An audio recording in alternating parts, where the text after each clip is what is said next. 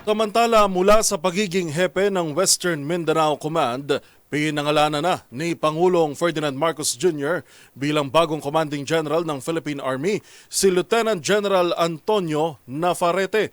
Kumpiyansa naman ang Pangulo na magagampanan ni Nafarrete ang kanyang trabaho kahit pa sa gitna ng mataas na geopolitical tension. Kilalanin siya sa live report ni Leth Narciso. Miss Leth. Jr. si Lieutenant General Antonio Nafarrete bilang bagong pinuno ng Philippine Army. Si Nafarrete ay dating hepe ng Western Mindanao Command.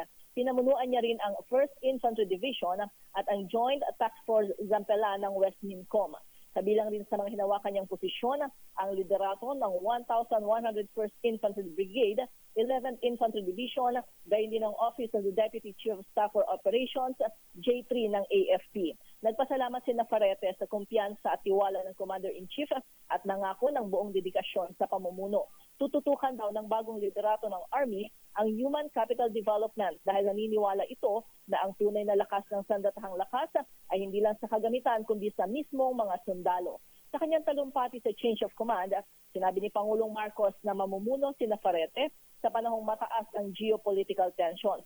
Pero kumpiyansa daw siyang mananatiling matatag at profesional ang Philippine Army sa ilalim ng bagong liderato. Narito si Pangulong Marcos.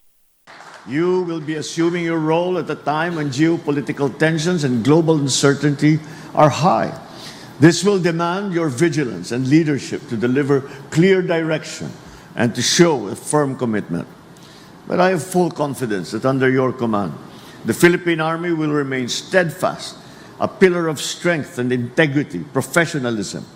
Kaya't sa araw na ito, bilang inyong Commander-in-Chief, pinapangako ko na papagpatuloy natin at patitibayin pa natin ang ating sandatahang lakas. Kasabay ng pagsasali ng pamamahala ang retirement ceremony naman para kay outgoing Army Chief Lieutenant General Roy Galido. Sa naturang okasyon, ginawaran si Galido ng Presidential Legion of Honor Award bilang pagkilala sa natatanging serbisyo at dedikasyon sa panahon ng kanyang termino. Kapwa nagtapos sina Galido at Nafarrete sa Philippine Military Academy Big Kislahi Class of 1990. Para sa MBC TV Network News, ito si Leth Narciso ng DZRH. Una sa Pilipinas, una sa Pilipino.